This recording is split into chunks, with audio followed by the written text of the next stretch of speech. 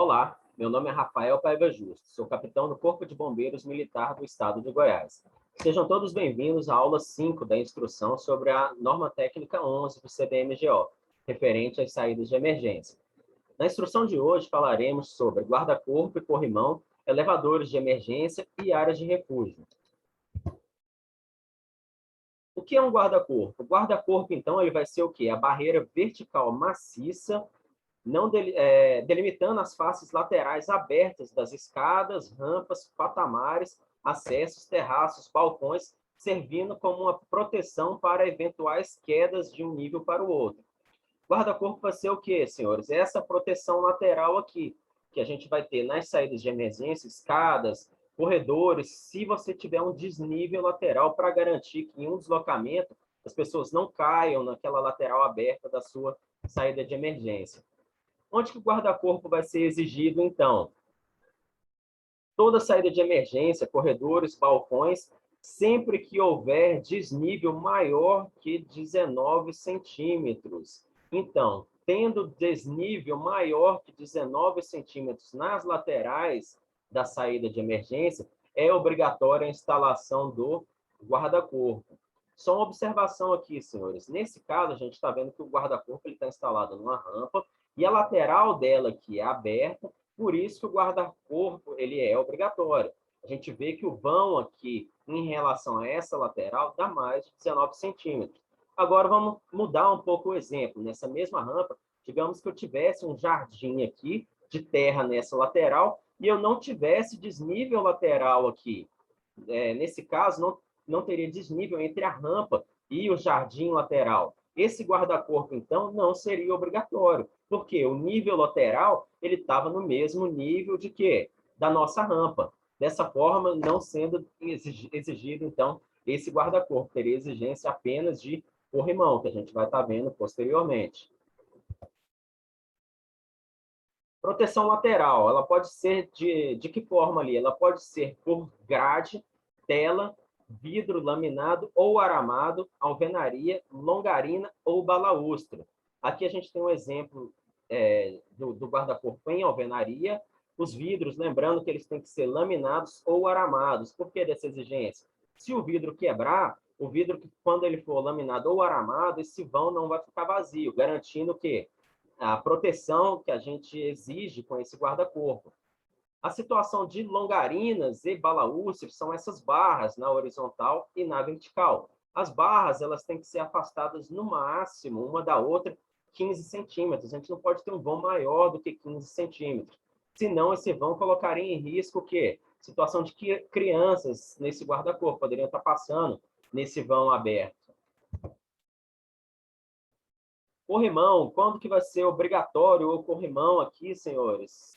Devem ser dotados nos lados, ambos os lados de escadas e rampas, devendo estar situados entre 80 e 92 centímetros acima do piso.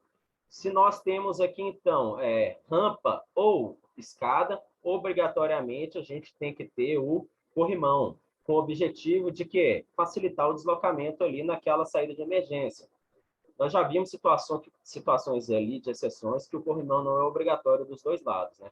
Atentar aqui em relação à altura, senhores. Ele tem que estar entre 80 e 92 centímetros. O que vai ser o corrimão? Ele vai ser uma barra, cano ou peça similar de superfície lisa, arredondada e contínua, aplicada em áreas de escadas e rampas destinadas a servir de apoio para pessoas durante o deslocamento. Aqui a gente vê o quê? Um corrimão instalado em uma escada. Nesse exemplo, a gente tem o corrimão em duas alturas. A gente vai estar falando de corrimão em duas alturas na sequência. O corrimão eles possui medidas mínimas e máximas permitidas, tanto de afastamento da parede, quanto do diâmetro aqui do corrimão, seja ele arredondado ou ele de forma chata. Não tem como você colocar um corrimão e ter uma largura muito grande, que não vai facilitar o quê? Você utilizar, você apoiar durante o deslocamento ali naquela escada. Da mesma forma, o afastamento dele em relação à parede. Se ele estiver muito longe, vai comprometer a largura da escada, e se estiver muito perto, a gente não consegue utilizar o quê? Essa parte interna, não consegue colocar a mão aqui por causa da parede. O corrimão ele deve ser contínuo para todos os lances da escada, prolongando-se, sempre que possível, pelo menos 0,2 metros no início e término da escada aqui. E as extremidades elas têm que voltar voltadas para a parede ou solução alternativa, ou seja, na ponta aqui do corrimão não pode ter uma quina, não, ele não pode estar com aresta viva, porque no deslocamento a gente pode estar prendendo uma roupa aqui durante o deslocamento. Ele tem que ser o quê? Voltado para a parede. Nesse exemplo aqui, ele foi chumbado na parede. Isso aqui não é obrigatório, a gente vê muito comum realmente só fazer a inclinação aqui para a parede.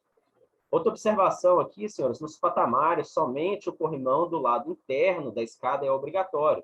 Esse aqui é o patamar. Na parte interna, o corrimão é obrigatório, na parte externa, não.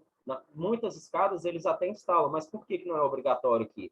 Às vezes a gente tem algumas situações de ter janela, ter alguns outros itens aqui no patamar, então no patamar, na parte externa do patamar, não é obrigatória a instalação do corrimão. As escadas com mais de 2,2 metros de largura, as escadas mais largas, obrigatoriamente tem que ter o quê? Um corrimão intermediário na escada. E esse vão máximo aqui entre a lateral e o corrimão intermediário vai ser do quê? 1,8 metros e um mínimo de 1,1. Isso se a escada for muito larga, né? A gente tem que o quê, então? A cada 1,8 metros, a gente tem que ter um corrimão intermediário para estar facilitando o deslocamento na escada. Aqui a gente já tem uma exceção para o corrimão intermediário, que são onde? As escadas externas de caráter monumental. Um exemplo de escada desse jeito aqui é onde? No estado de Serra Dourada a gente tem uma escada assim. É uma escada de caráter monumental e, por ser em área externa da edificação, o corrimão intermediário aqui não é obrigatório. Não são aceitos em saída de emergência corrimão constituídos por elementos como arestas, vivas e tábuas largas e outros, porque esse tipo de elemento aqui, como eu já falei, ele pode estar prendendo na roupa durante o deslocamento.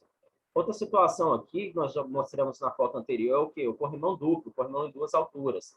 Nas escadas, eles não são obrigatórios. A gente costuma ver corrimão em duas alturas em escada, geralmente em escola, por conta das crianças, né, uma altura menor, eles colocam realmente esse corrimão em duas alturas, mas não é um item obrigatório. O corrimão em duas alturas ele vai ser obrigatório nas rampas e instalado na altura de 92 e 70 em relação ao piso. Isso aqui não tem aquela liberdade que a gente tinha em relação ao corrimão das escadas. Se ele tiver em duas alturas, tem que estar entre 70 e 92. Corrimão duplo obrigatório em rampa por causa de cadeirante, facilitar o deslocamento de cadeirante nas rampas. Elevador de emergência, senhores. Relembrando, então, o conceito apresentado na aula 1, o que seria o elevador de emergência? O elevador instalado dentro de uma edificação com fechamento estrutural especialmente protegido, dotado de mecanismo, fontes de energia e controle, os quais possam ser comutados para o uso exclusivo do Corpo de Bombeiros. Esse elevador aqui, então, senhores, ele tem características para serem usados pelo Corpo de Bombeiros durante o auxílio, durante os sinistros, durante o combate a incêndio e outros sinistros nas edificações. Onde ele vai ser obrigatório?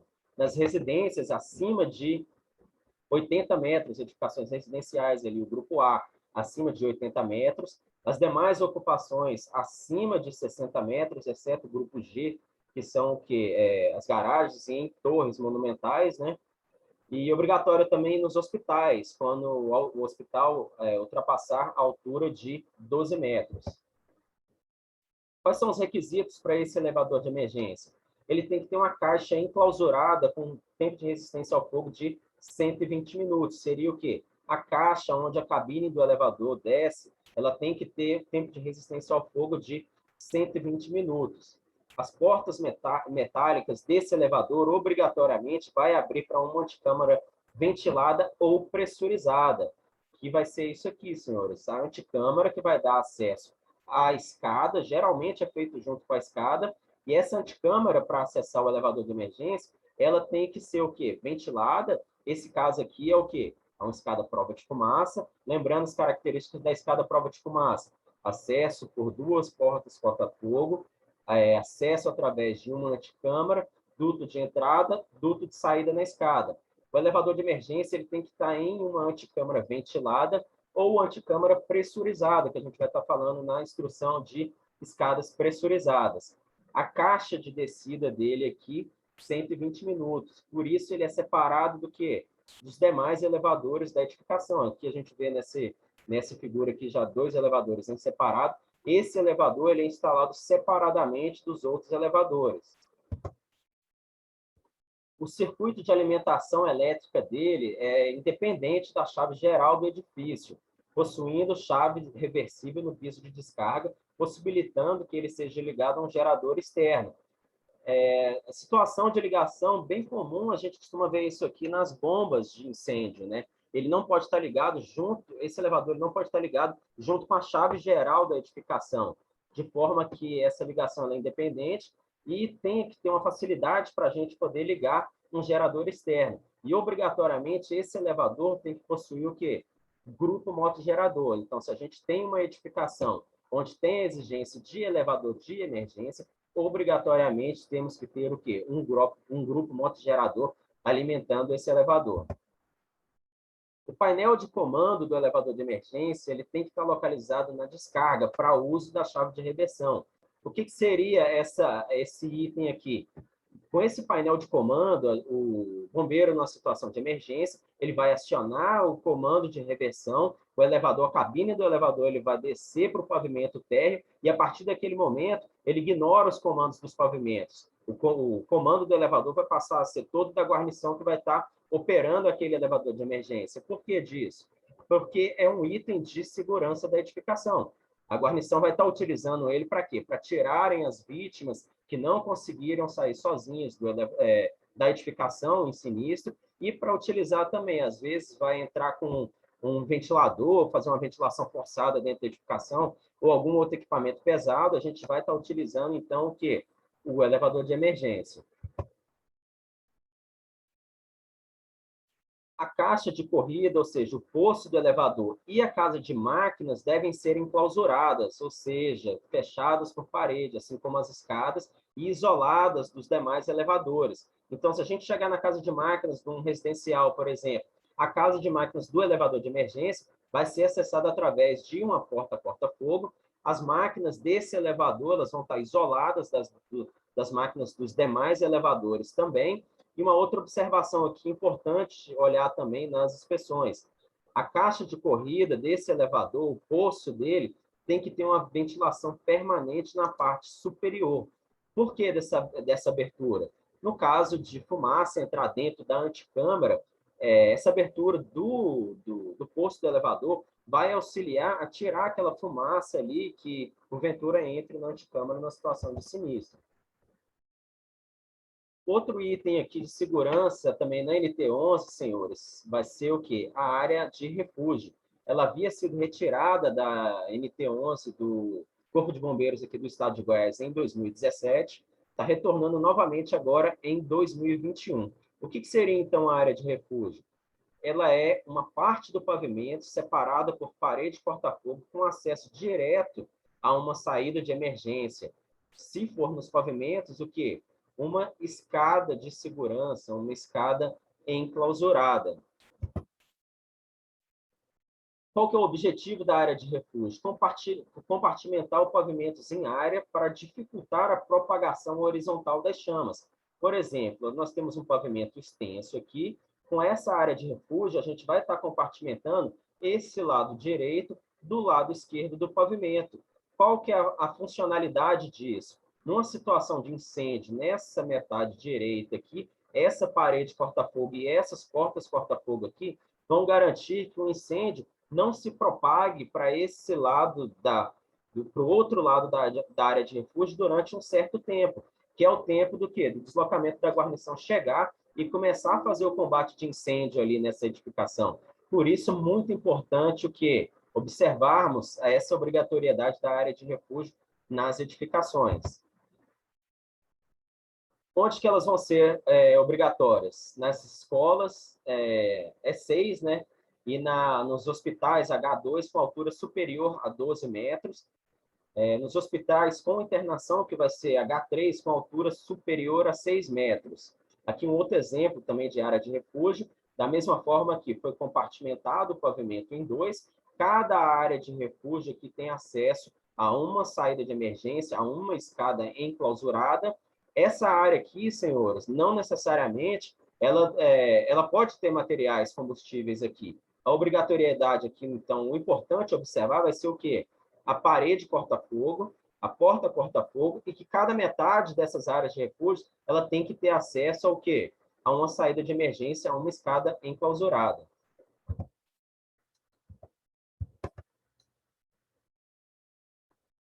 Área de refúgio, então, sempre que houver desnível para a comunicação entre as áreas de refúgio e entre a área de refúgio e a saída de emergência, ela tem que ser o quê? Interligados por rampas. Porque a área de refúgio é uma área onde as pessoas que talvez tenham dificuldade de deslocar, elas vão estar esperando a ajuda da guarnição do Corpo de Bombeiros. Então, se tiver desnível no pavimento, esse desnível até chegar na área de refúgio, ela tem que ser o quê? Através de rampas. Chegamos, então, ao término da aula 5. Nessa instrução, falamos sobre as exigências em guarda-corpo e corrimão, elevadores de emergência e área de refúgio. Com isso, encerramos o nosso conteúdo referente à norma técnica 11, saídas de emergência. Obrigado a todos e bons estudos.